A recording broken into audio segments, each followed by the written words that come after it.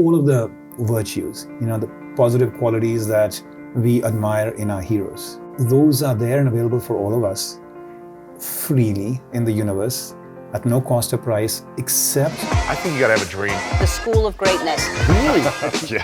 Please welcome Lewis House. So why did you decide to want to start teaching about leadership from the inside out at business school? How did that come about, first off? Well, there is, as always, an outer story and then an inner story. So the outer story is that we do in business school, have an aspiration for students to also learn how to engage and have impact, in terms of how do you inspire people and turn people around in moments of adversity and direct people and shape people and grow people and, all of that. But I felt that shouldn't the journey of that leadership aspirant begin from within, so that you first start to know how to inspire yourself and change yourself and grow yourself and direct yourself and advance your own self, in times of adversity in other ways. And so that became the official positioning of the class, that this is filling a missing core in the journey of someone aspiring for the mantle of leadership. Sure. Which is that let's focus first on getting you to a good place before you then help others get to a good place. Mm-hmm. Now the inner story behind that though is that I was very drawn to inner mastery from a very young age. I remember being about 9 or 10 when my parents, I saw a very significant shift happen in their life as they started to investigate and pursue kind of spiritual growth for themselves. And pretty much around the same time for me, these questions started to become paramount, which is what's the meaning of life and what's my connection with the universe and that star out there? Yeah. Is it talking to me, at night when I feel a mystic connection with it? And is my family my only family? What about all these other people? I mean, shouldn't they be as deserving of my love as the ones that I happen to be born into, in the family? So these kinds of questions. What happens after death, and all that. And now India is that way, a place with so much wealth, because truth seekers from ancient times have been studying these kinds of questions, have written all kinds of scriptures and practices that are put out there that we could. So I could access and tap a lot of that, from there. And so when I started to, get more academic and school, and after that think about my major in college, I thought psychology, I'm going to study that because I really wanted to dive further into the human condition. But I also started to find that at that time, now I'm referring back to the 1980s, the psychology of that era was more focused on the dark states of the human mind. The dark states? Yes. Like what? Schizophrenia and depression and bipolar, and the psychology of evil and bipolar and all of that. And while I really respect and applaud those researchers and scientists who have really invested in helping to support those people in great pain, I was really more interested in kind of like what you do, Lewis, right? Positive the psychology of greatness and genius and creativity and joy and harmony and all of that. And I just didn't see much of that there. So I, at that time, pursued my academic sort of degree in mathematics, which was also one of my great loves. And I continued to practice this inner mastery part more as a personal investigation, just my own kind of spiritual and personal practice. And so these two tracks for me got very split, the unofficial inner personal track and the official outer pursuit of glory track. And so fast forward, I graduate from college, I come to the United States, I do my graduate degree as I go and start working in business, and these two tracks just getting more and more separated. And so when I came to Colombia, I had made a pledge to myself that I need to find a way to bring more harmony and integration, across all parts of me, not just kind of have these be very separate pursuits. Right. And so this class really was an excuse and a platform for me to kind of figure myself out. Sure. Really. That's the unofficial inner story. Okay, cool. So that started, 15 years ago with this, right? Yeah. And what has been the biggest discovery you've had in the last 15 years of teaching, but also learning and researching while you're teaching about inner mastery and outer impact? Yeah. I think my greatest learning has been consistent with, a podcast that, in my own very, very small way, that I've started, which, Lewis, I'd love to have you on it on this. Let's do it. Yeah. Let's do it. I'm in. Yeah, thank you. It's called intersections. And I think that's in some ways my biggest discovery, that we tend to artificially split, our life into different boxes. The personal and the professional, the official and the unofficial, the public and the private, the scientist in us and the spiritualist in us, the inner and the outer, all of that. But actually they're all meant to be unified, that if we are able to discover, something that I call in my book, our inner core, the truest part of who we are from within, and really aspire to let it shine through in everything we do, then suddenly like all these boundaries dissolve. The inner becomes the outer becomes the inner. One is a reflection of each other. Right.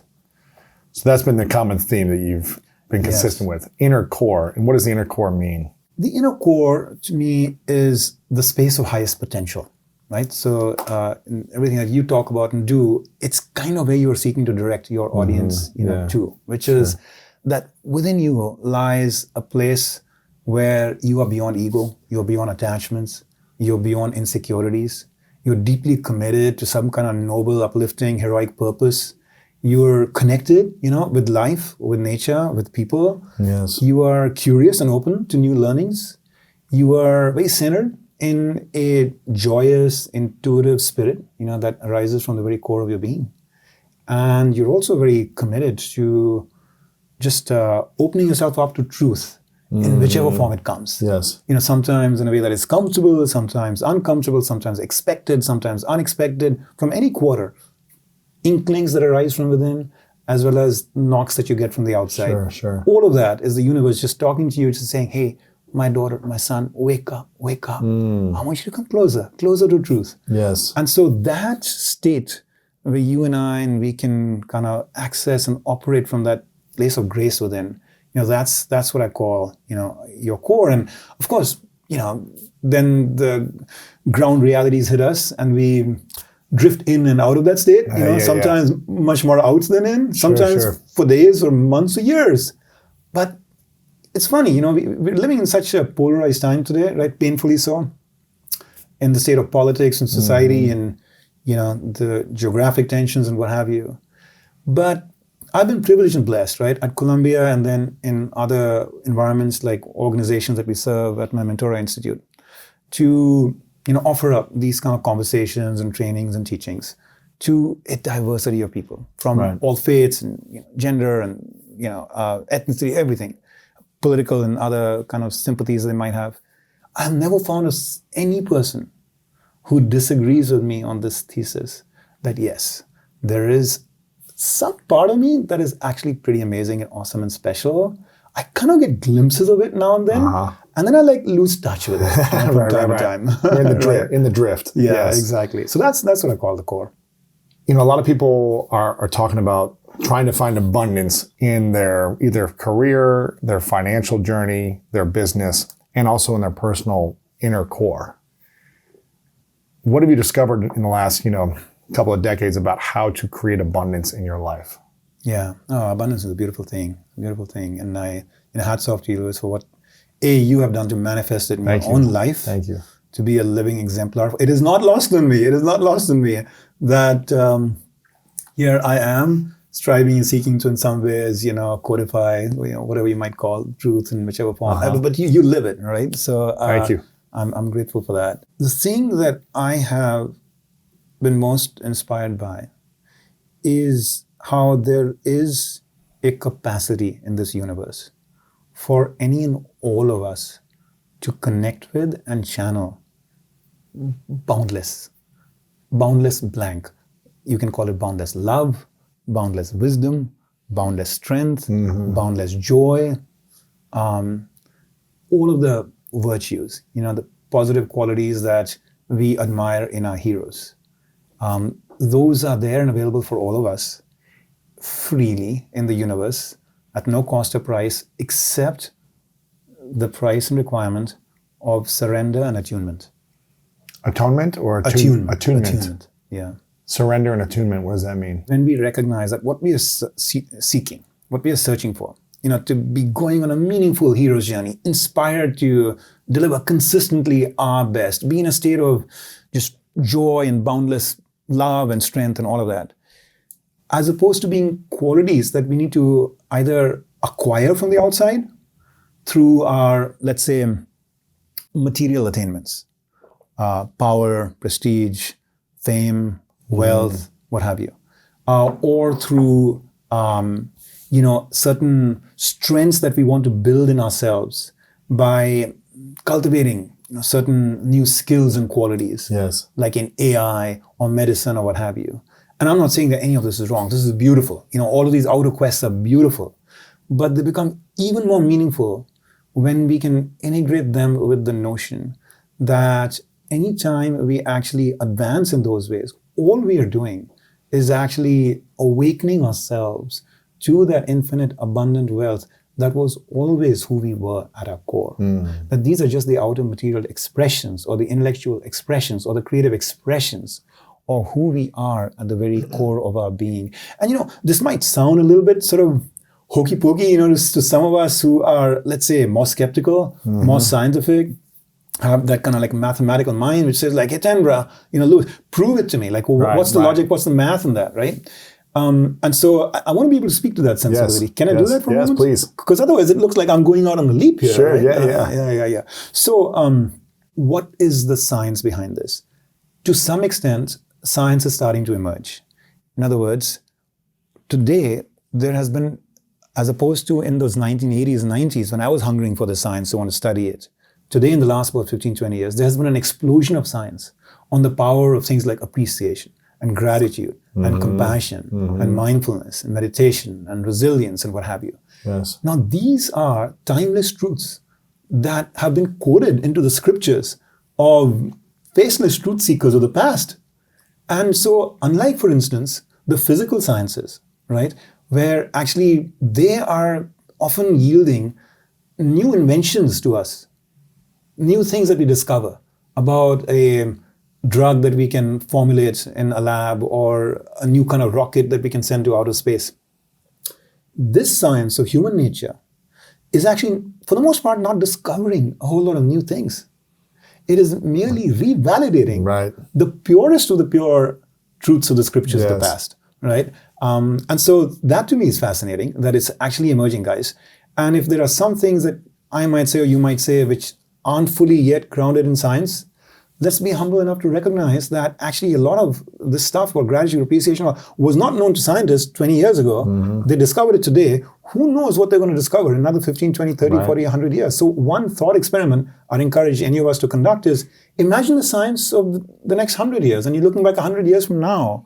What are things that we may be able to access today, but which haven't yet been scientifically proven, but which will get at that time. Now, you and I will be probably dead by then. So would we have wanted to live with that regret that we never tapped into this just because the science of the time hadn't proven it, right? So that's one thought. But the other is, I find that people are in some ways living museums. They are living sort of examples of truth. And so I've been very drawn to studying, the human lived journeys of some of these truths. And this idea that we just talked about, this abundance that lies, right at the very core of our being, and the, attunement, and therefore the sense of surrender with which you put your ego aside, you put your own noise aside, you put your own ideas aside, and let pure truth just come intuitively in the calmest of moments to you. That is something that I've studied and happily discovered Picasso to talk about, Puccini, as a great opera composer to talk about, Shakespeare to talk about, Einstein to talk about. So some of the greatest creative minds have, in their own ways, stumbled into these realizations that I don't create. I, almost in a mystical way, create a certain state of ardor or hunger within me to aspire for, higher achievement. And I train myself in the ways of my discipline. So Einstein in physics and Puccini in music and Picasso in art. So I train myself and I create this ardor and hunger within me. And then I live with this belief that someone else will paint through me, which is almost like Picasso's Someone else's what? Will paint through me. Paint or play or play through me or create through me. Someone else's. So it's my connection with the universe. It's like a spiritual connection. Or another way to think about it is that we think about our brain, right? If you think about it in computing terms, You can think of it as a hard drive. And, you read my book or, you watch one of the Lewis podcasts, right?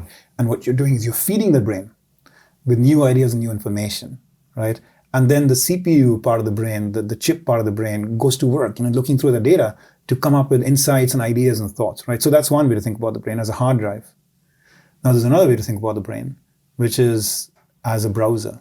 That the brain is in fact an access point to a world wide web of universal intelligence that is out there. Right. And, when we hear about people just having these crazy intuitions at times that have sometimes just allowed themselves to just create something or make a certain choice or a decision with uncanny wisdom, perhaps that's what the science of the future will help us. How do we tap into that wisdom and alignment and intuition in a deeper way?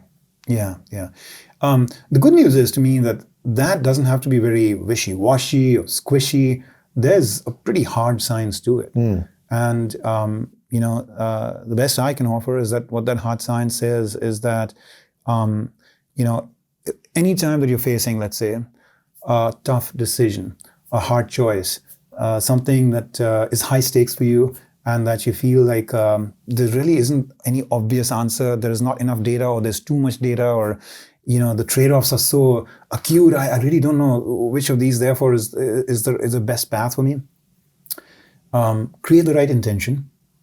And what that means is, what you want to say is like, I want to do this in the service of, in the service of truth, in the service of my desire to want to create something good for humanity, in the service of my health, which will allow me to manifest goodness tomorrow, right? In the service of something more than just ego or instant gratification or a desire to punish somebody or, all of that, right? So put those negative intentions aside, create a positive intention as a starting point, right? Then gather the facts, do the analysis. Get intelligent about that issue. Go out and question and ask and understand what the risks are, what the trade-offs are, what the options are. Become smart about that thing. But don't only hinge on that. So step 3 then is pull away. And then when you pull away, take a walk in nature, go take a shower, right? I'm sure you had many of those moments come to you, isn't it?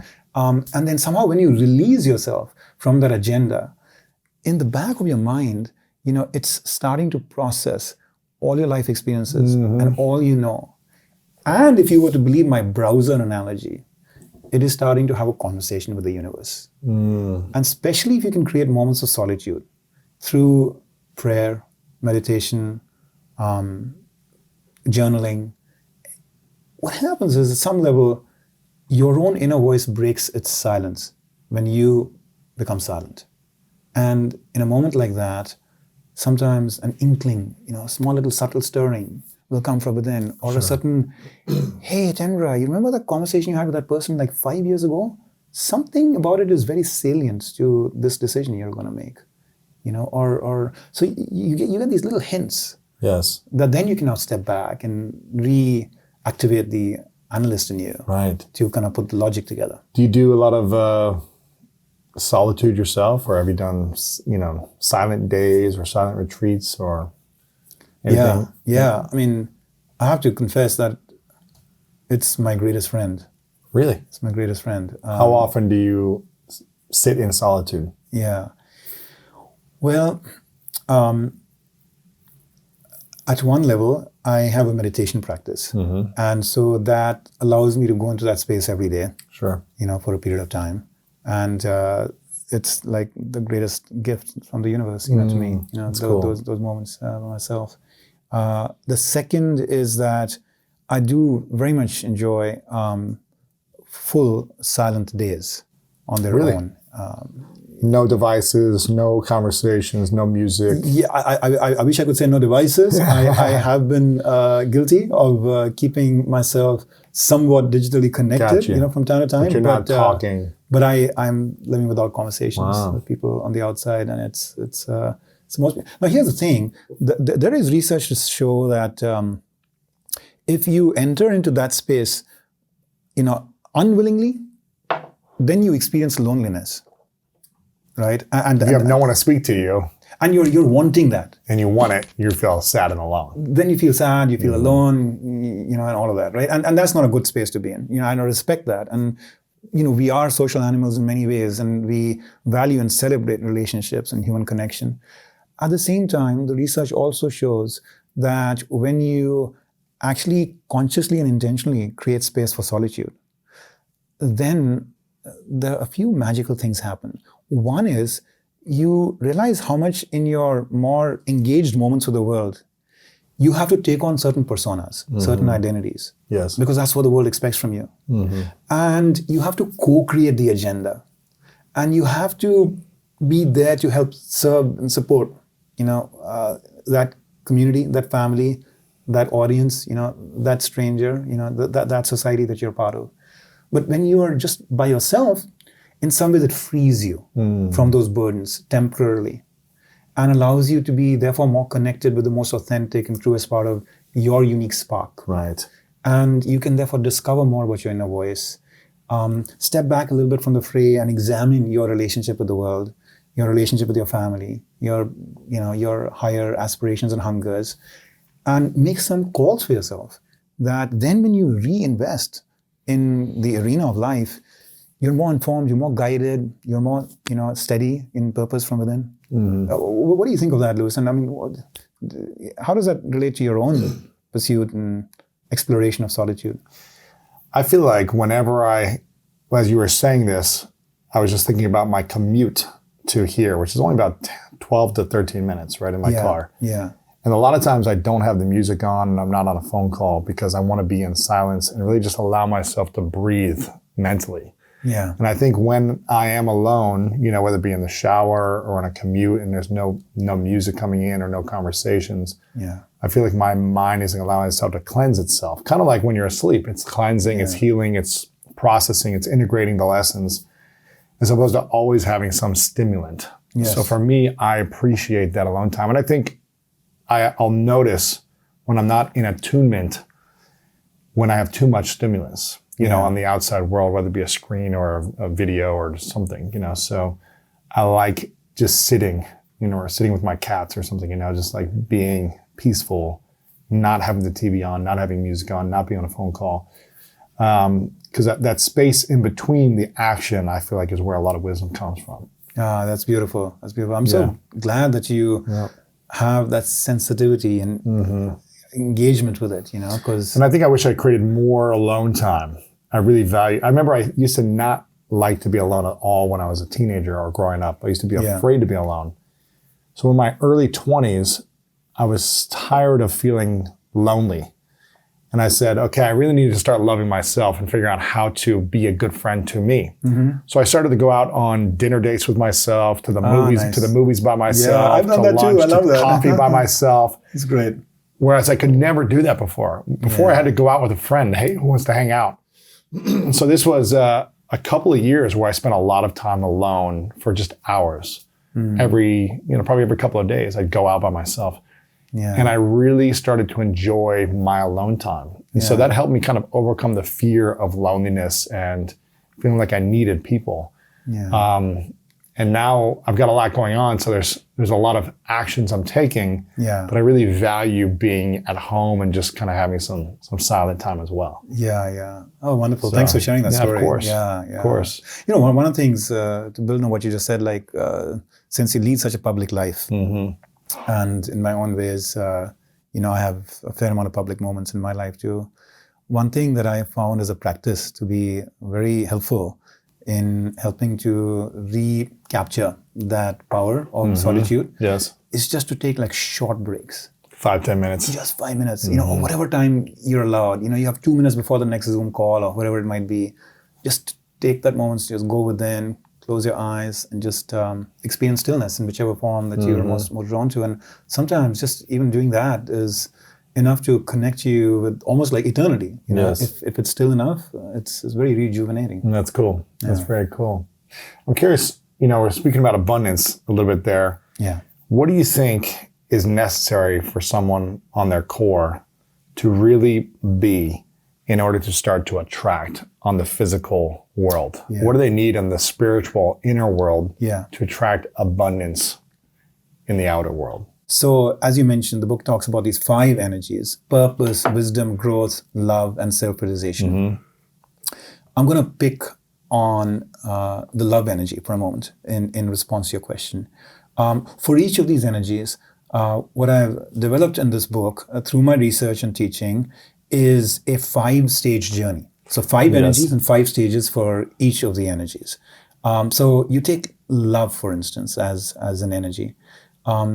Love is about recognizing that you and I, we were never meant to be just alone and self-made in any regards. Right from moments that you think life has entered, the body, right, whether it's at conception or beyond, what have you, someone has nurtured us and supported us and developed us, and more than just one person. And then there are these faceless contributors of past who have also really helped create a world that is safer and more comfortable, and that you and I just have felt entitled to. Yes. So we're all in some ways interconnected and interdependent, and love is that connective tissue. It's that, as Rumi would say, it's the bridge between you and everything. Yes. Now, so you take that energy of love. How do you manifest and experience an abundance of love? The first stage, as I would offer, is that it's not as much about the love that you express and offer to the world. It is actually for you to feel loved, for you to feel infinitely, abundantly loved. How do we feel that way? Yes. Now, and by who? By ourselves, by Creator, by others? How do we feel that? Yeah. So in some ways, nature has created the construct of a family, and not everybody is equally a beneficiary of that.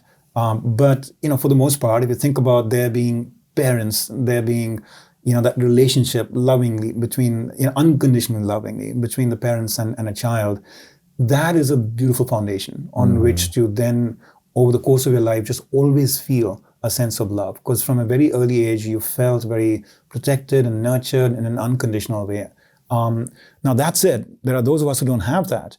And the research also shows that this is a muscle that we can build over time, even if it's something that we have to compensate for the lack of in the years that we were growing up. So there's a field called emotionally focused therapy, which has actually been very helpful to have people discover and really strengthen a sense of love for themselves from within, even if that is something that they weren't necessarily born with. But the field of attachment theory, in science, has been shown to really make you much more comfortable in relationships, more invested in relationships, more at peace with conflict in relationships, more successful in relationships, if you have felt that kind of unconditional love in your life. And when you don't, then using practices like emotionally focused therapy can really help you close that gap. Sure. Okay. Now, for me, what that means, practically speaking, is when the question you asked, which is a beautiful question, where do you feel that love coming from? It could be, as an adult, fond memories you have of having experienced that love from a teacher, from an aunt, from a grandparent, from your parents, from siblings, knowing that whether they exist physically and are in contact with you or not, that you just feel that sense of love and that connection, with them in spirit, if not in form. And if not from there, perhaps for some of us, we might be very inspired or drawn to certain role models. Then we can have that inner circle of friends, just like we have an outer circle of friends. Kinship and connection. So an inner connection to a role model of someone you don't know. Yeah, someone you don't know, but you can imagine them sitting in your presence and counseling you and guiding you. Over the years, as I've researched, people like an Abraham Lincoln or a Mother Teresa or a Gandhi or a Nelson Mandela, I definitely feel like they're inseparable inner circle of friends for me. That's cool. And sometimes Lincoln might whisper something to me, or a quote from him might come to my mind, or like a flash of a story that, this is how he did this. And now I feel kind of being guided, by the footsteps that he's left in the sands of time, right?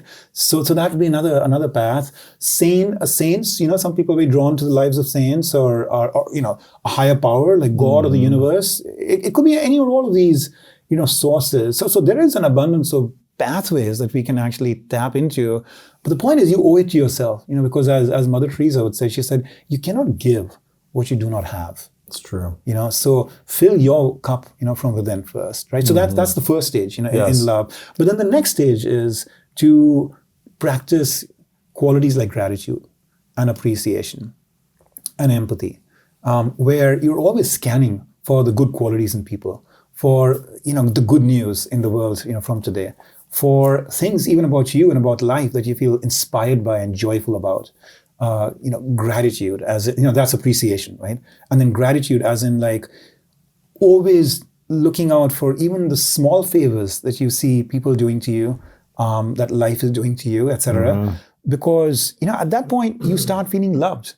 Yes. And then you are much more naturally able to love because you live in the state of grace where you feel like there's so much beauty. So much possibility.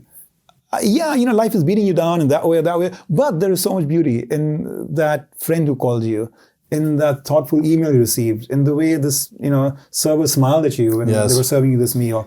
I feel like when, a lot of people seem to focus on the bad that's happening in the world or the negative or the things that are unfair or things that are harmful or hurtful. And that doesn't create a lot of love within you when you only focus on that. I'm not saying you should neglect those things or not focus on them or realize that it's out there. But if you were to say, okay, if you want to change your inner state, find 10 things today that is beautiful in your life and focus on those 10 things, their inner state will start to shift naturally because you're paying attention to something beautiful as opposed to paying attention to something that's, painful. Yeah. And I think it's really where we put our attention. You said gratitude, appreciation. I like to add a third thing to that, which is acknowledgement. Mm-hmm. And I think when we are grateful for the things in our life, maybe the challenges that helped us learn and grow and overcome, or the beautiful things that have come, it makes us feel better. It makes us feel happier, more joyful. When we appreciate it, the same thing happens. And I think when we acknowledge someone for the gift they brought to us or for opening the door, it could be a small acknowledgement, but it's something you see in someone. When you acknowledge another, beauty comes back as well. Peace comes back as well. And you're doing a service to someone or someone's by acknowledging them. It doesn't have to be this long drawn out acknowledge. It can just be, hey, thank you so much for doing this. Yeah. But I think when we add gratitude, appreciation, and acknowledgement, it just increases our joy. It increases our ability to attract beauty, abundance in our life, and good people. Yeah. So true. Beautifully put. Put. I want to share a story. Yes, please. If that's okay with you. Yes. This was shared by one of my students. One of the things I'm so richly gifted by from my audiences that I ask, many times, the individuals to share a personal journey, a personal story, something that has been deeply moving and inspiring to them and that they want to offer as a contribution to us. So, the book has a number of these stories from executives and students, right? And so one of them just struck my mind as you were just talking so thoughtfully about, these three qualities, right? And so this is a student who's a physician, a heart physician in China. And heart physician. Yes, he's a heart surgeon. And he said, look, most of the times I am the one who's, the central, kind of like hero in a story, helping save a life. Heal and save a life, right? And he says, but there's one time, tell you, I experienced quite the opposite. And he said there was a young boy, he must have been in his early teens, and he was having some congenital heart issue. And here he is being wheeled into the emergency room for surgery that I was going to perform on him. I'm in my white coat. I'm walking by him, and he opens his eyes. He's under anesthesia, and so he opens his eyes. He sees me in the white coat, and he says, "Oh, are you the doctor who's going to be performing, the surgery on me?" And I nodded my head and said, "Oh, I'm so happy to meet you. I also want to be a doctor when I grow up, and so I'm so happy that I'm meeting you. This guy is going for this, major serious surgery."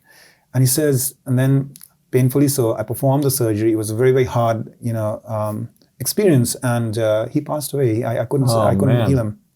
It was a tough and serious condition. And he says, and then a day later, the nurse who had been tending to him came over to me and gave me a note that he had apparently written before the surgery.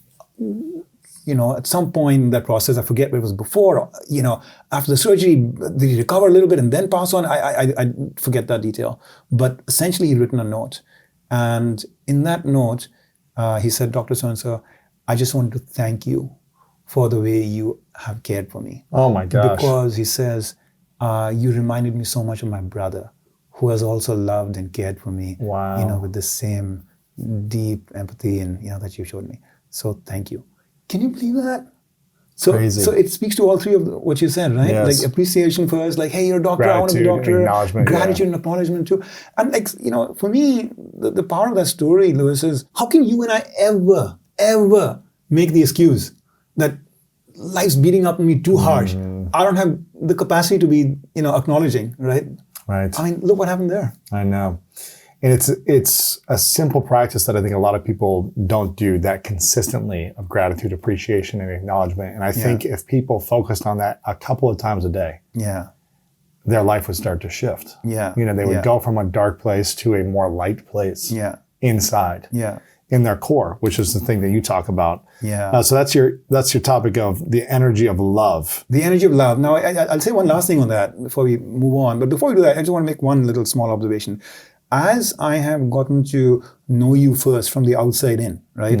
As in not sitting here in this moment of conversation with you, but reviewing your content, right? And hearing you on other podcasts and things. On your face itself, I see these qualities that somehow in the mood and the spirit you bring, right? In your eyes and your facial expressions, there's this anticipation that something beautiful is going to unfold in this moment, in this interaction, and it's just like, it's so much core to who you are that it just like becomes, I think very evident just in the presence and the energy that you communicate. I appreciate it. I never knew that I would be doing this as a kid, right? Where I'd be, for 10 years now, I've been interviewing people.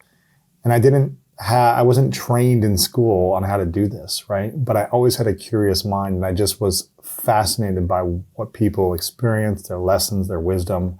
And I just wanted to learn. Yeah. And I never felt like, for me, school was a hard way to learn. In the format that it typically is right now. Not every school does this, but with the whole just, okay, read this and then review it and then test on it, like it just didn't work well with me. I'd rather have a conversation and hear someone, a story, a lesson, a wisdom, and then go try to apply it, make my own mistakes and learn from that.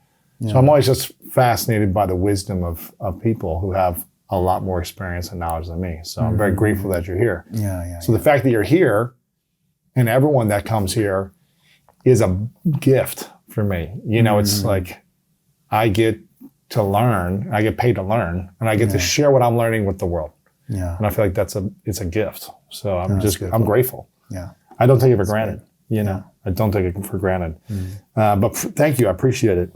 So why these 5: purpose, wisdom, growth, love, and self-realization as the 5 core energies that hold the key for all of our success? And fulfillment, really. Why these 5 things? Sure.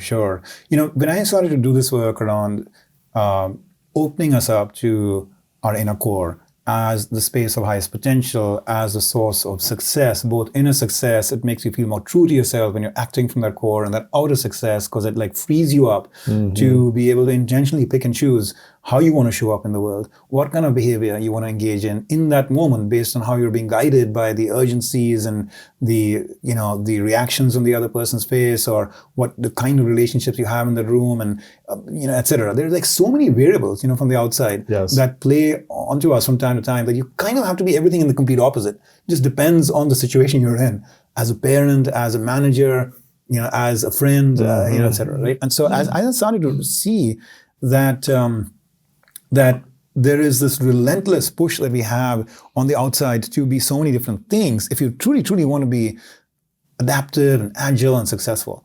The question that came to my mind is like, but then what are the enduring tenets, the timeless essentials that will allow me and you to simplify that game? Because, if you think about like the kinds of people I'm just talking about that we admire over the course of history, like an Abraham Lincoln or Eleanor Roosevelt, all of these guys, right? What you actually find is that they were not that extraordinary. Lincoln, for example, had 1 year of schooling.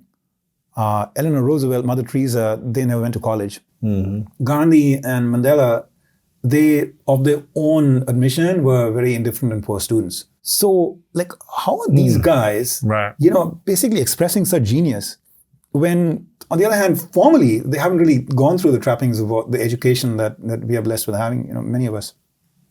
What I started to find is that they reduced life to its essence. And then I started to ask myself, what is that essence, right?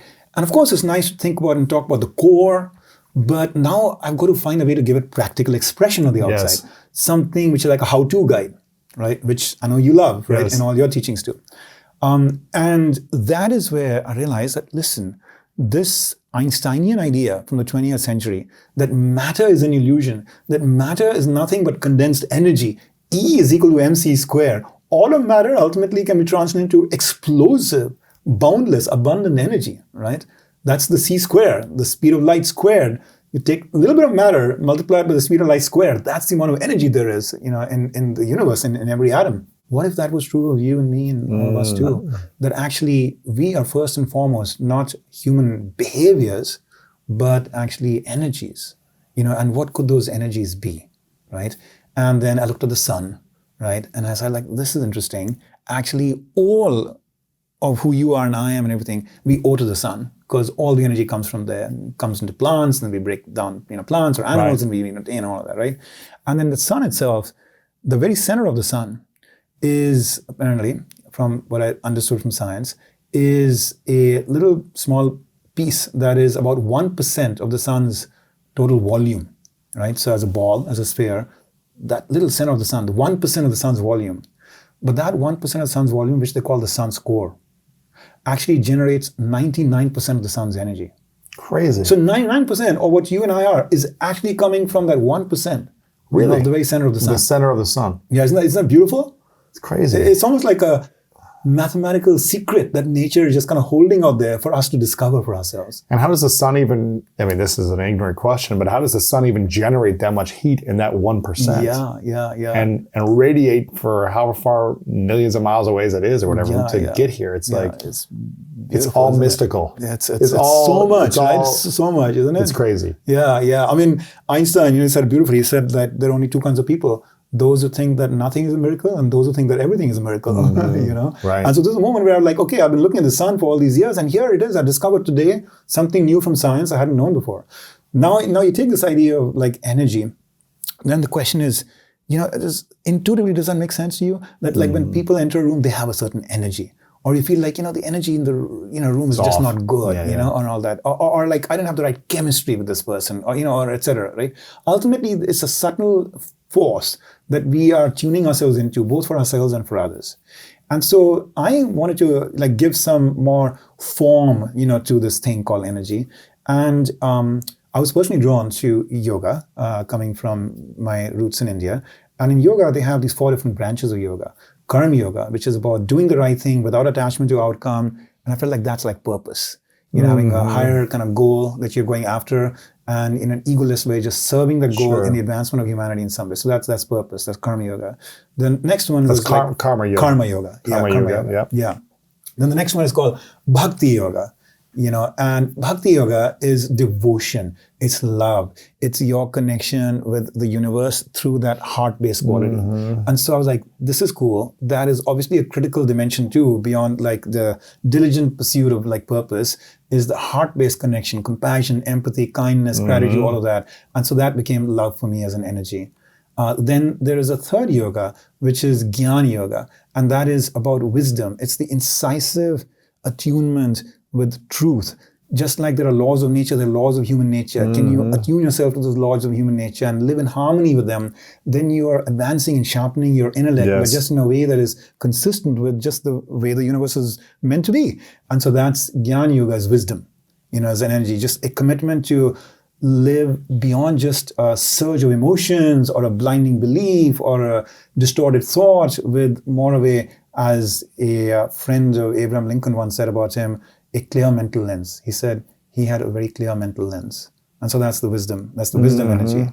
And then self-realization, there's another yoga called Raj Yoga. And Raj Yoga is meant to be the accelerated path towards enlightenment or towards your highest potential. And the idea is that if you go into stillness, solitude we've talked about, some form of just deep, kind of just focus of your attention to the very core of your being, just like we send astronauts into outer space. What about sending astronauts into inner space?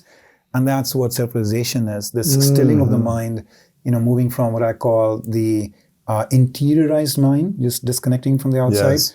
to the focused mind, to the tranquil mind. That is self-realization for you, or what they call Raj Yoga. And then growth for me was just an enabling energy. Growth for me, which, I know you love, but, Yes. all of your own teachings and the path you've been on, including those critical moments where you've had hardship and struggle in pivoting, beyond sports into Yes. what now is this new sport, right? Exactly. That you're playing and helping others play. I know you're very energized by growth, and I felt like growth was needed as a way to help everybody realize, as Saint Augustine once said, that, no saint is without a past, and no sinner is without a future. So we all can grow. Right. So that's like my way of thinking about it, coming from the yoga, roots, from where it comes. But also, if you think about it, just like in modern Western thinking, we have this notion of the whole person, right? Body, mind, heart, and spirit. Body is karma, is purpose. Mind is wisdom, is gyan. Heart is love, bhakti. Yeah. And spirit is self-realization. It's Raj Yoga. Right. I don't know. Does that make sense? But you've added growth to it also. Yes, I've added growth as an enabling energy. So how do we learn to cultivate and hone in each one of these energies at the highest level? Yeah. And align ourselves to our highest self within each energy? Yes. What does that process look like? Yeah, it's beautiful. I mean, that's what the 5 stages are that I've, kind of codified over time. I have to say, look, I mean, there's nothing new in this book or in my work, because truth is timeless. Truth is timeless. And it's just more about, taking old wine and putting it into the right new bottle based on the present moment. Right. And so to that end, these 5 stages are not new in themselves, but I hope that they can provide to our listeners today some structure, some guidance. So for instance, with love, those 5 stages, just to give you a flavor for what they are, as I was mentioning, the first one is to, I like to draw the metaphor from like flowers and plants, for this energy of love. So the very first stage is to really prepare the soil.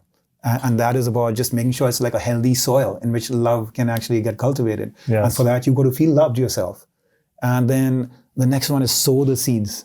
And that's about, the conversation we just had about gratitude and appreciation, and you called it acknowledgement. I talk about empathy there, and abundance. Yes. Then the third is pull out the weeds, because the weeds will like suck up all the resources and kind of just dry up your soul from within. What are those weeds? Those weeds are, judgment, when you live in judgment of people, hatred, when you allow any part of your brain to entertain joy in inflicting pain on some community out there. That is dangerous and destructive kind of, weed that we need to uproot. An inner weed, yeah. An inner weed. Or grudges.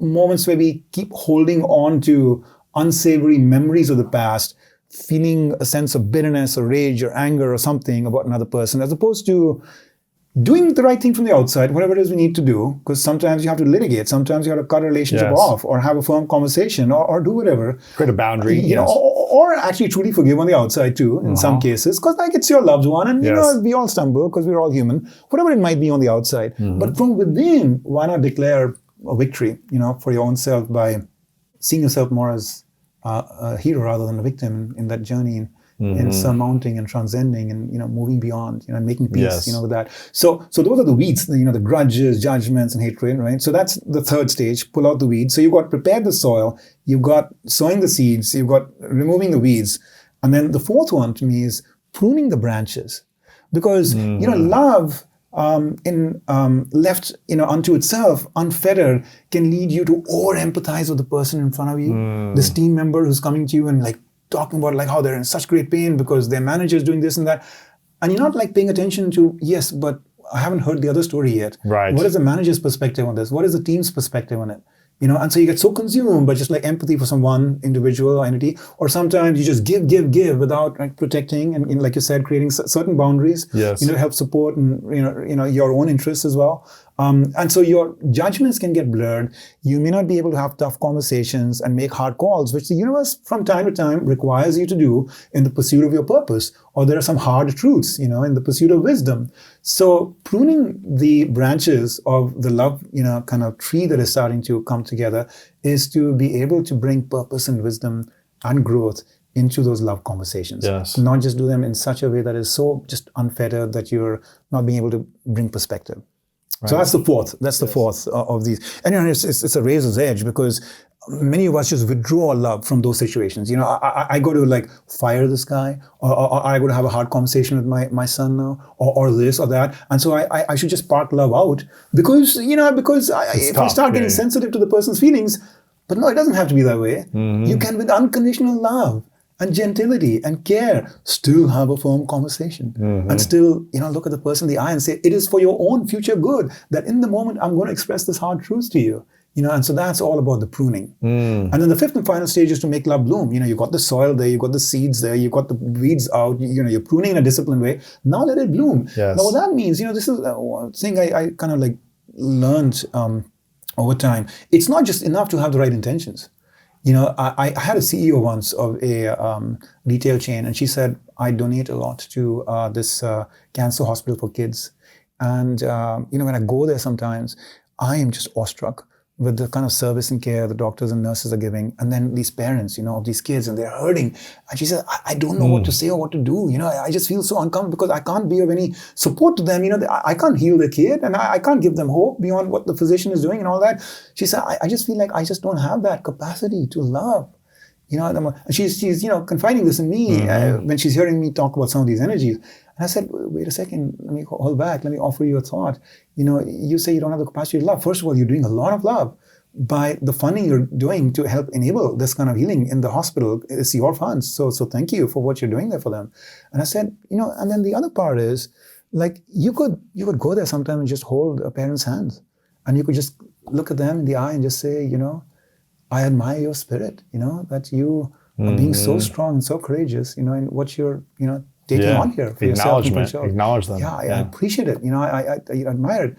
And, I am keen and looking forward to seeing, you come to a really good place or whatever it might be. Small little gestures, right? And so this is a thesis I just want to offer, our listeners as well. If you ever feel like this person has lost a loved one, how can I ever be of any help to them? I'm speechless. I don't know what to say or do.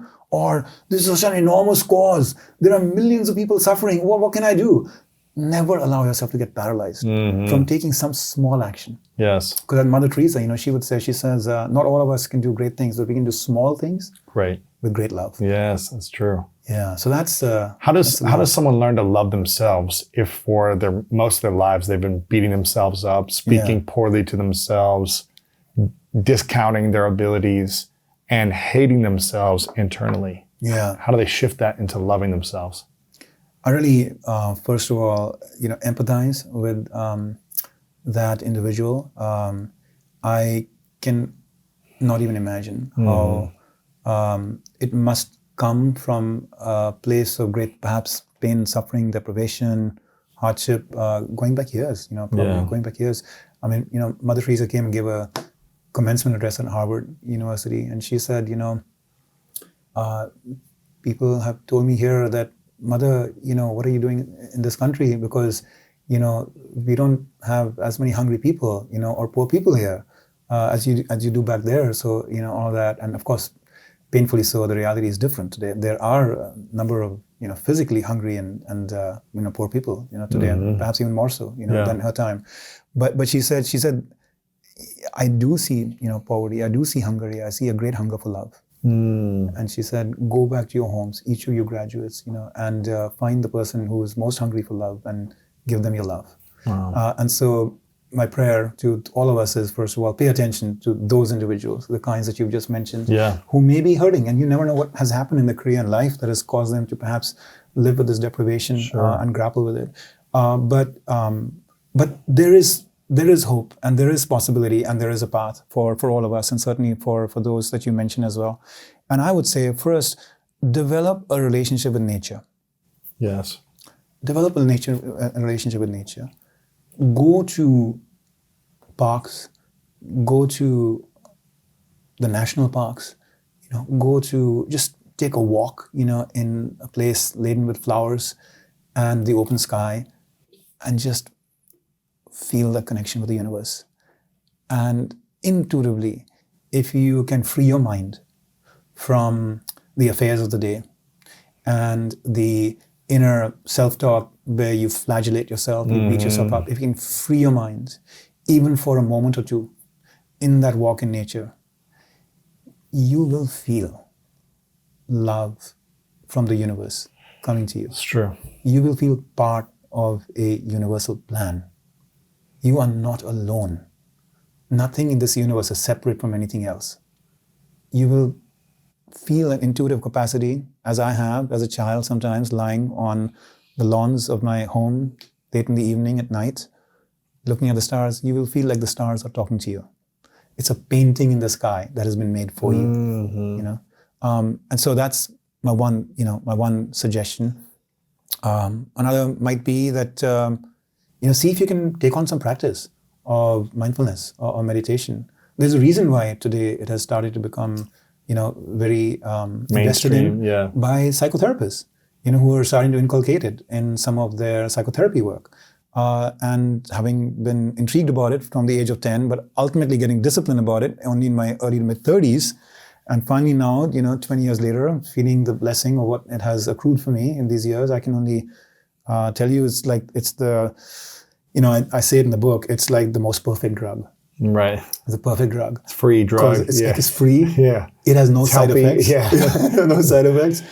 As opposed to drugs, which sometimes you get immunized, after you keep using them. Yes. This thing actually gives you more and more rewards over time. The more you do it, the more next time you do it, it'll be an even more focused and more rewarding kind of outcome. Yes. So see if you can take on a practice like that. Don't expect results on the first day or the second day. Surrender to it. Do the practice. Make sure it's a good teaching path. And then over time, you will see how it will just shift and completely change your connection with yourself. Your whole sense of self will just get to go through such a joyous transformation. Yes. Why do you think so many people fail at mastering their inner world, mastering these energies? Why do you think they struggle so much of getting in a place of alignment with these core things? Yeah. Is it distractions? Is it they don't have the tools? Is it just what? Yeah. Two thoughts. One is that, so I'll share this quick little story. So Michelangelo, right? This great Renaissance sculptor, right? Of the yesteryears. So there was this piece of marble that had been quarried, from around Florence in the hills and brought back into that, mecca of like Renaissance art, Florence. But it had a big gash in it, a big cut in it. And as a result, the city was trying to commission one artist after another to take it on, but they all refused because they were like, what can we do with this? It's a wasteful piece of stone. And then in strides Michelangelo at some point, looks at an impressive, large piece of stone, but imperfect, right? And takes it on. And then out of that, he sculpts David. Wow. Which is considered to be one of the greatest contributions of Renaissance art. And so here is this pure, beautiful form that has been sculpted out of a very imperfect stone. And in fact, Michelangelo himself, when he was asked about what he thinks about sculpting, he said, sculpting, you don't create anything. At least if you paint like you're creating something on canvas. He said, in sculpting, the statue was always present within the stone. All you had to do was remove the excess stone to get to the pure, beautiful form, which was always there. Right? What a humble and beautiful, way of defining his craft, right? Now, if you and I were to apply that to our own lives, right? Could it be that even though we have an imperfect stone with big gashes in it, our bad habits, our past failures and all of that, that actually within that there is a pure, beautiful statue, right? That is lying. And then all we got to do is like activate that inner sculptor, right? To get closer and closer. Not to retrofit it from the outside, not to fix and bandage a wounded me, right? But to really awaken to something that was always beautiful within by taking and chipping off the excess. So the first barrier that I think people face is you got to believe that there's something incredibly beautiful within you. Yes. You know, there's a thing called a musk deer. It's a musk deer, yes. right? They have this like incredible fragrance to them. Yes. Right. And so there's this like apocryphal story about this musk deer that is, kind of getting to experience this fragrance and getting tremendously fascinated by where is this coming from, and running crazy, around the hill and everywhere, trying to kind of search for the source of that fragrance, ultimately up a cliff from where, in that mad kind of crazy hunger for that fragrance, they actually jump all the way down into their own death, not realizing that, actually speaking, that fragrance was sourced right from within them. Right. From within them. So we go out after like all these hungers that we have in the world outside, not realizing that love, that joy, that perfection, that harmony, that sweetness, all of the things we're looking for is actually present within our own core. So first, you got to believe that. You got to believe that. You got to believe that the pure, beautiful form exists. Which is why I think for a lot of people, they don't get there. They don't get there. They don't believe that. They don't believe that, right? And so that's my first suggestion. They probably also have created so much evidence and stories of why it's not true. It's not true. Because this person took advantage of me, my parents left me, I did poorly here, this person cheated on me, whatever it is. Yeah. They find stories of evidence that prove that they can't believe there's goodness in them. Yes, right? yes. So it's needing to learn how to rewrite those stories and tell the stories in a different way to your benefit. Yes. I think is important first, but it's hard for people to do it. It took me a long time to do that. It's one of the reasons why I was seeking this wisdom, because I was like, I don't know how to get out of this. Yeah. But that's step one, is learning how to believe. So true, right? And then the next step is looking for a pathway and solutions. And I think what happens there is sometimes we tend to only focus on outer pathways, whereas actually the real breakthroughs come, as you know as much as I, when we pursue the inner pathways, right? And the inner pathways is to start paying attention to some of these subtler inner influences, like your thought patterns, right? Which you talk so much about, right? You just mentioned it in the context of the narratives you tell, the stories you tell, right?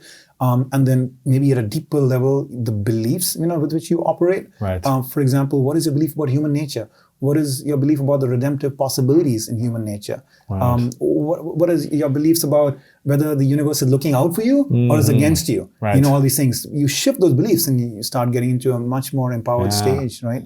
And so this inner work is subtler. It's a little bit less tangible. The world is not going to cheer you on when you're doing that work. It's not going to be as visible. People out there are not usually really wanting you to hang out and talk about those conversations. They'd rather have you just like express some criticism or some humor about something else going on.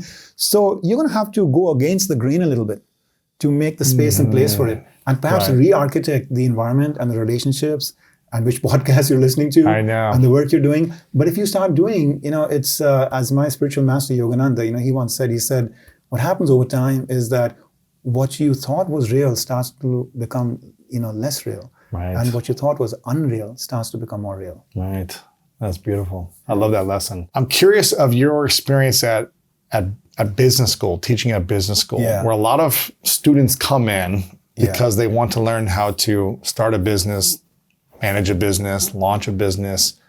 And a lot of their focus is, I would assume, is how do I learn the skills to make more money, make a lot of money? Yeah. Probably is that a fair assumption? A lot of people want to come to learn how to build a business and make money, right? Yes. Have you seen any good examples of people who have come to your classes or come to the school who have really used these core energies to launch a business and find incredible financial success, but also keep their inner peace, their joy, their significance, their fulfillment in the process, and not lose their relationships and their health and, become, addicted to painkillers or something? Have you seen examples of this, or do you see a lot of people struggling with that? Yeah. At some level, already I am seeing a positive shift in the kind of motivations that bring people and the kind of plans and aspirations. 30 years ago, it was different. Yes. 30 years ago, it was even more what you just shared. A thirst for a certain financial and career outcome. Yes. That was very focused on the self. Self-achievement, self-success, self-attainment. It certainly is, still largely true.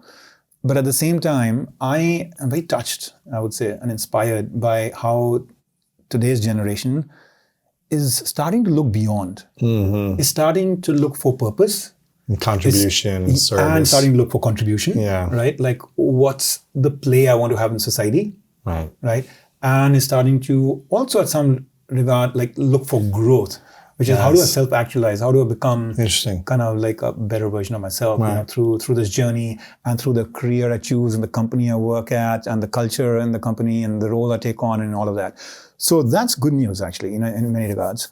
Now, I will say that there is no single archetype of like a business school student, and you will have some who will perhaps roll their eyes and yawn and say, like, that's not for me. Right.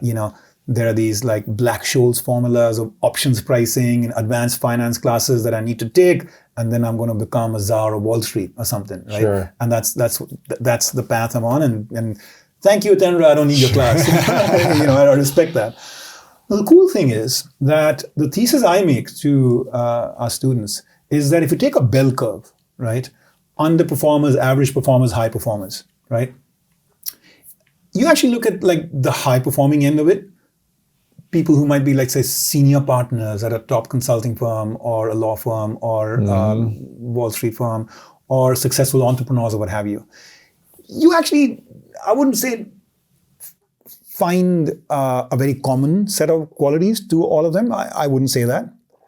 But then if you look at the outliers that lie beyond the main body of that bell curve, right, who are like vastly more successful, then you enter into a very rarefied air of the Warren Buffetts, right, and the Steve Jobs, right, and the Elon Musks, right, and there you actually start finding some pretty incredible common ground.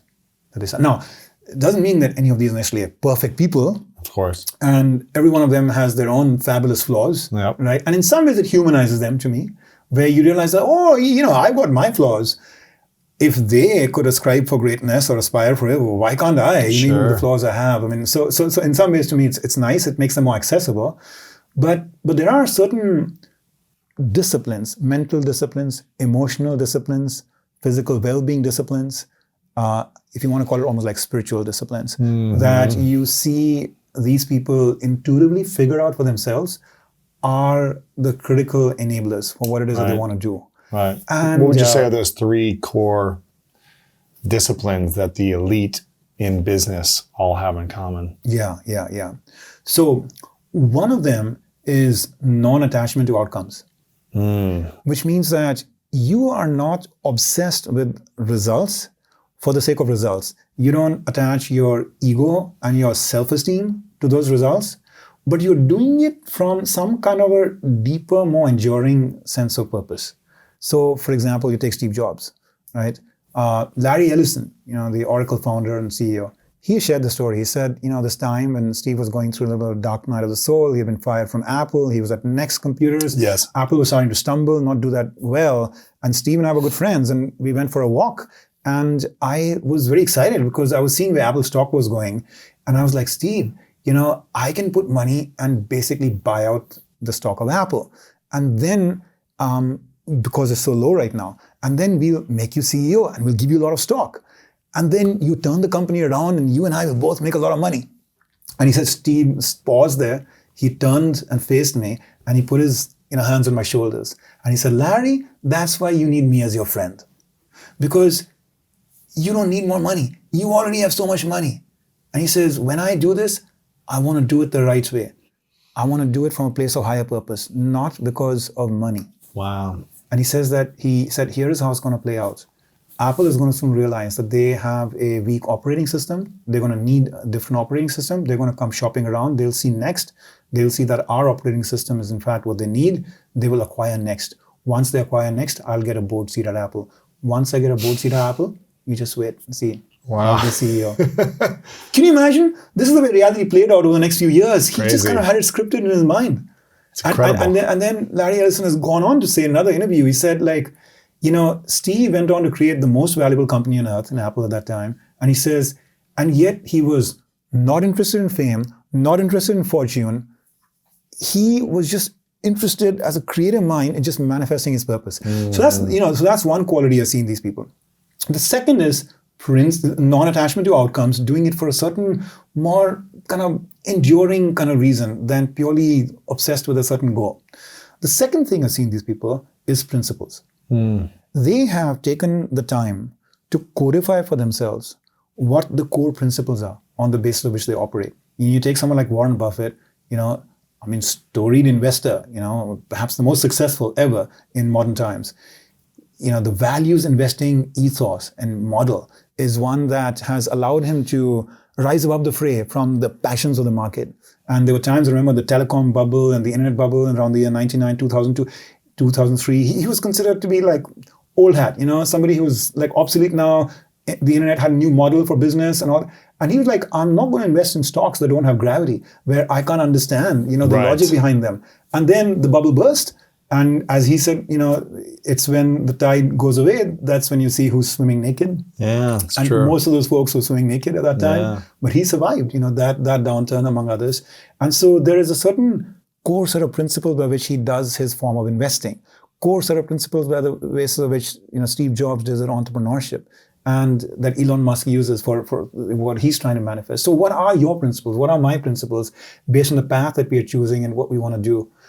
Writing them down, really sharpening our thinking about them. How do you put them into practice in a way that makes perfect sense? So that's the second. The third one I would say is that they never stop growing. That they always see themselves as work in progress. They never feel like I've arrived, I've made it, and now, you mentioned that as such a beautiful quality in you, that from a very early age, you're very curious, wanting to learn from others. Here you are sitting with such a mountain of wisdom, within you that, that we see in your work. But at the same time, having that humility to realize like there's always more to learn. Absolutely. And Einstein, he said it beautifully. He said the difference between what the least knowledgeable person knows and what the most knowledgeable person knows is trivial compared to what is not known. Right, it's true. Isn't that beautiful? Yeah, it's nothing. Yeah. Small amount of information compared to all the information out there. So who cares about trying to rank order yourself against others and feel like who has more likes and more money or more impact or whatever? Who cares? I mean, another way I think about it, Louis, is, like let's say that we're looking on the ground there and there are like 3 or 4 ants, and they're like fighting and competing with each other. And one saying, I'm bigger, I'm brawnier, I'm faster, I'm wiser, I'm smarter. Look how much time it took me to build that little mound versus you, or whatever it is. And we're going to look at them and just laugh and say, are you nuts? You're all basically at the most 100x, from each other or whatever. And here we are, And I mean, I think that's, if you think about the universe, the universe is infinite. Right? Whatever you want to think about in terms of space or wisdom or creativity or possibility. From the perspective of the universe, any 2 human beings, however you look at them, they're just ants. Not even. Like the difference between them is nothing, right? Yeah. So that's what you see in these people, a sense of always boundless, learning. abundant intrigue about what lies ahead. Yes, that's beautiful. Who in your mind is the most inspiring entrepreneur that you've studied of the history or of current time? Yeah, I mean, not maybe based on their personal lives, but just based on how they've brought their mission to life. For me, Steve Jobs. Uh-huh. For me, Steve Jobs. I'm just deeply grateful that he has been a contemporary and that I have had a chance not just to study him historically, like I have with an Abraham Lincoln, but that we lived through some of those chapters, with him, as they were unfolding in a way that we know has changed the world. Now, why do I say that? Not because of some of the things only that he has been known for in popular consciousness, which is that he was a creative genius, he had this larger visions, he was a force of nature, and the way he was going to push through his ideas and make things happen. But actually for 2 things which are less well known. When you add those 2 to this, that's when you complete the stool, with the 3 legs. Yeah. So there's this piece that we talk about. But the other 2 pieces that I want to quickly just offer, one is that, he realized pretty early in his life, he said like, I'm not interested in being the richest man in the cemetery. So that's not the goal of life. He said the goal of life is enlightenment, whichever way you define it. As a teenager, he came to India in the search of truth. He went to the Himalayas and things. He wanted to, for a while, be like a Hindu ascetic, like a truth seeker. Then he realized his calling was more in the world, but then he went on the Buddhist path. He went to Japan, took on his Zen Buddhist practice, which became his enduring faith, for him.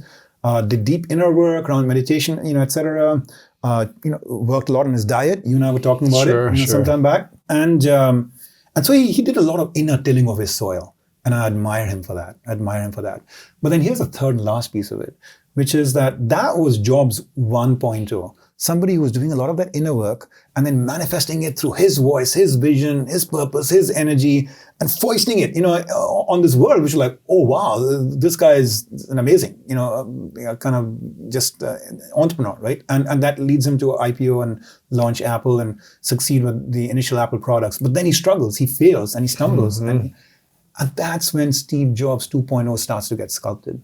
And how old was he then when he went to the failure? If I recall, I think somewhere in his late 20s. Okay. Yeah. Don't hold me to that, Sure, but I think somewhere in his late 20s. So now he's actually fallen from a place of tremendous, grace and celebrity status, right? And what would happen next? As opposed to just like pure bitterness, he went on a tremendous journey of growth. Yes, from time to time, his bitterness or his rage or his foisting his ideas on others didn't leave him. He had aspects of those habits in him, but he built a relationship with this daughter, Lisa, that he had in the past, was denied patrimony over. We have to recognize that he was, in some ways, abandoned. In the sense that he was given up for adoption, right. and he was raised by foster parents, loving parents. God bless them for taking such loving care of him. Who knows what struggles he had to work out with his own inner demons in attachment and engagement and love and connection with people. But he had to work that out, and he did. With his daughter as best he could. Yeah.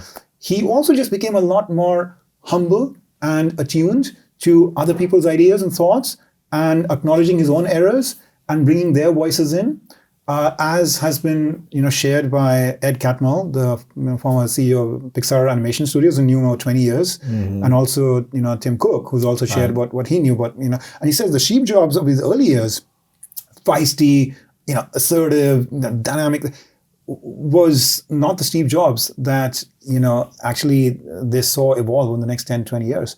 He was much more empathetic, much more tuned, so that's a beautiful story of growth there, the Steve Jobs 2.0. Transformation, yeah. And then finally, he had this capacity of empathy that he developed over time, which was, again, not necessarily part of his early years, where, this one reporter for Rolling Stones magazine wrote this piece about him upon his passing, and he said, over the last few years, I just watched him completely change. And he said he would call me and talk to me and had a curiosity about my family, about my children. I never thought I'd ever talk to him about my kids in the past. Larry Brilliant, his son went through cancer, and Steve Jobs would call him up and talk to his son and coach him and guide him through his cancer healing journey and talk to him about how he can just fight it and all of that stuff. He just lovingly was just a presence for him there. So there's a beautiful, very human side of Steve Jobs stories that play out. And who knows what Steve Jobs 3.0 would have been. As Jim Collins said, I would have loved to see Steve Jobs 3.0, which we, don't have the benefit of. Right. So to that end, I have just a lot of love for him. Did you ever meet him or no? No, I'm great. But we share one common connection in some ways, which I moved to share with you, although I never met him, which is that, so when Walter Isaacson was writing his book on him, right? So he was doing a lot of research and interviews and spending a lot of time with him, the authorized biography, so to say. He said, once I was with Steve and I asked him, what do you read? Let me see your iPad. Let me see what books you have in your iBooks there. And he said he had only one book. And I'll tell you what that is in a minute, but let me tell you another story first. Upon his passing, they had a memorial service at Stanford University for him, and all the mega, folks of Silicon Valley were there, of course, as you can imagine, Google founders and others. And Yo-Yo Ma was performing there and everything. And everything had been designed by Steve because he was anticipating his own passing. And he, as you can imagine with Steve, the experience and everything, he wanted to get every detail right, perfect. Yeah. And so, the founder of Salesforce, he shares this story, Mark Benioff. Yes. He says that as we walked out from that, we all got a brown bag. And we were curious, what's in this bag? And it's apparently Steve's last message to us. Because this is the last moment, his memorial service. And he said, I went to my car and I ripped open the bag to see and there was this book inside. Now, remember I told you that Walter Isaacson said he had just one book. Mm-hmm. That book is called Autobiography of a Yogi. Really? And it is the autobiography of Yogananda, who I first encountered at the age of 10, not physically, because he passed on in 1952, but I encountered through his teachings and his writings. And I got swept off my feet. And I started to kind of pursue his path of Kriya Yoga and meditation and, all of that. And his international headquarters of his organization called Self-Realization Fellowship is right here in Los Angeles. It's right here in 1920. With the, I've been there a few times with the little pond and like, it's a beautiful. That is another of their properties. Okay, it's one of his too. That's called Lake Shrine. Oh, it's so amazing. And it's so beautiful, isn't it? So peaceful. Yeah. So that's a beautiful property of theirs too. This one, the international headquarters on Mount Washington. Okay. It's this little hidden nook between LA and Pasadena, and this little hill, and at the very top of that. Yeah, it's beautiful. Actually, come there sometime. Yeah, I would love to. Yeah. I'd love to host you there. Actually. Okay, cool. And so Jobs told Isaacson, he said, I encountered this book during my travels in India, and I read it. And he said, since then, I have reread it every year. Wow. And that was the only book he had on his iPad. And then Mark Benioff at the conference, when he shared that this was his parting gift to us, he said, that was Steve Jobs' message to us. And he said, most entrepreneurs don't get it. They think it's about changing the world. Actually, what Steve Jobs' message was, change yourself. Actualize yourself. You have no idea what your full potential is. Wow. Right? Which is kind of like Yogananda's message, is self-realization. I mean, the organization is called Self-Realization Fellowship. That like you have no idea what beauty and grace there is within you, and go for that search. So that is a connection I feel with Steve. Cool. That's very cool. Yeah. It's a beautiful story. Yeah. Thank you. I love this. Man, this is inspiring. I'm really excited about your book, Inner Mastery, Outer Impact, How Your 5 Core Energies Hold the Keys to Success. Make sure you guys get a copy or two, give it to a friend.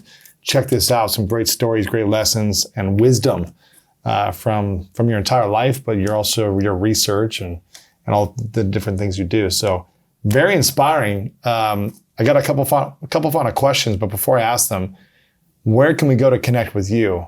Where can we get the book? How can we learn more about you specifically and what you're up to? Yeah. Thank you, Louis. So there is my website, hitendra.com. So that's just my first name, HITENDRA.com. And I have newsletter articles. I have a newsletter you can sign up for there. And so that's my most immediate offering, to us. If you're drawn to doing something as an organization, then I offer you 2 pathways. There is my institute called Mentora Institute. And we have taken this as the foundation and built a leadership and culture curriculum on this to help advance purpose, people, and performance, for organizations in these kind of crazy and changing and hard times. And so as an organization or a team, if you're drawn to it, then I would encourage you to consider that. And then we have Mentora Foundation. It's a nonprofit I've started recently with the goal of addressing some of the angst and, struggles that we're all facing in society today, collectively, by helping develop a global fellowship, of change makers, people who'd be deeply committed to building not just a prosperous world, on the outside, but also a principled world on the inside. That's cool. By strengthening the moral and mental and social fibers, in the world, starting with changing their own selves. Yes. And so we have launched a youth fellowship, at present, a fully funded program for college youth who are qualified and committed, and went through the first cohort of that, 6-week kind of immersive journey in New York, which then is followed up by a year-long kind of additional touch, because I really want to help them connect, grow, develop, and then ultimately become like lifelong fellows. And so, send out a prayer, for the foundation, because my hope and aspiration in the future is that we can help create maybe the next generation growth scholarship or something, which will be coveted, around the world, and can help develop people based on the latest understanding we have today of what it takes to bring thoughtful, strategic, loving, caring kind of change, in the world. Sure. That's beautiful, man. And you're in the book, they can get it on Amazon or any bookstore or at your website, right? Yes, exactly. It's available everywhere. Certainly on Amazon and the usual, online, usual places, offline bookstores. Yeah. You're getting more active on social media, I saw recently, right? You're starting to put some content out there. What's your main platform of choice that you're using the most? Yeah, I have to say that, again, I'm a huge admirer of you and those of your ilk who have fully embraced this medium. In my case, it's still like a stepwise journey, but certainly LinkedIn is one platform I'm reactive on. Instagram is another one that I'm reactive on. I certainly would encourage any or all of us, if you're drawn to this work, to come and sign up and be part of this kindred family. Again, I think they get so much from you, but if you're drawn to more, then I'd be honored to have I love it. I love it. This is a question I ask everyone at the end called the 3 truths. So imagine hypothetically, it's your last day on earth many years away. Yeah. You live as long as you want, but you've got to turn off the lights in this physical world. And you accomplish everything you want in this world. Yeah. But for whatever reason, you've got to take all of your work with you. So your book, your messages, your content, your lectures, it's all gone for whatever reason, hypothetical. Yeah. But you get to leave behind 3 things you know to be true, 3 lessons you would share with the world, and this is all we would have access to. Yeah. What would be those 3 truths that you would leave behind? Yeah. The first would be a sense of unity. We're all one family. We're living in a time today where we are starting to get very drawn to wanting to affirm and assert, different identities and intersecting identities. And I would offer, while I really respect and admire the opportunity there for us to give voice, at times to certain identities that have in the past been marginalized, there's also a lot of value in seeing us all as part of just the one identity. And it's not even to me just a human identity. It's the universe, it's creation, it's life, which throbs as much in a plant as it does in you and me. And how can we feel that sense of unity with everything, with everything? So that's my first. The second would be harmony. That imagine that there is some invisible creative conductor out there, and you and I are all part of this symphony, and we're meant to strike our note, and when the moment comes and then pause, when the moment comes and retire, when the moment comes, and each of us has our role to play. But there is the capacity for incredible harmony in the universe if we can just open ourselves up to that idea that we're all part of some incredible symphony, and with some amazing conductor, in the background in the universe, whispering and guiding us to do our part. And then the third is just discovery. The idea that there is so much the government doesn't know. There's so much that science doesn't know. There's so much that my friends don't know. There's so much that I don't know that still needs to be engaged on, connected with. How do you really inspire the human spirit? How do you build bridges with people you consider as your enemies? Yes. How do you overcome impossible health issues that come up? Do you truly have to only engage with the knowledge of your present times and your fraternity and those that you consort with? Or is it possible there is much, much, much more to the universe? Yeah. And so always living with that state of intrigue and discovery, which you have so beautifully shared, has been so much part of your DNA. So I'm just so grateful for this opportunity to be here in this space with you, Louis. Even if this was just a conversation between you and me and nobody was going to listen, for me, this would have been tremendously fulfilling. The fact that beyond you and me, there is all your followers who may perhaps get something of value, of course, from this is just a great honor. I got a lot of value, and I want to acknowledge you, Hitendra, for your energy of putting out these 5 core energies. And I think you've gone through different transformations in your life to get here. We were talking about different health challenges you had before off camera, and to see you continue to dive inward to realize what's possible in a harmonious, unifying way, and to share it in a platform, business school, that necessarily wouldn't be thinking about these things, where I feel like that's where the place people need it the most, is to make sure that they are grounded in their mission and their purpose when they go out and build businesses. Because I think a lot of people are focused on how do I make more money without the meaning and the mission and the purpose, the love behind it. And so for you to talk about this in a business setting and for entrepreneurs, I think it's really powerful. And I acknowledge you for bringing this wisdom to all of us. No, thank you for sharing that. Look, I also have to say, I have tremendous regard for the business world. Tremendous regard for the discipline that it takes to succeed in that kind of competitive environment. I think capitalism has generated a lot of positive goods in the world that you and I, we all beneficiaries of and consume and engage with. And, other arenas of the world can absolutely benefit from some of those learnings and skills and functional mastery that business attains. And even Yogananda, when he came to the United States in 1920, he looked around and he saw some of these selfless karma yogi kind of people doing for the sake of kind of advancing a certain material cause in the world. And he said many of them are actually just yogis, Sure. acting out something, in the world. As long as you do it from a place not of greed, Right. but of manifesting something beautiful in the world. Yeah. So I have tremendous, respect and appreciation for America and for the way capitalism and business has, in its best face of that, really helped make the world so much more comfortable and rewarding for all of us, and to be able to serve that community and all that through what I'm bringing to help, fill in the core, I think is something I'm definitely, as you have rightly pointed out, mission-driven about. But again, thank you very much. You're welcome. Yeah. Final question. What's your definition of greatness?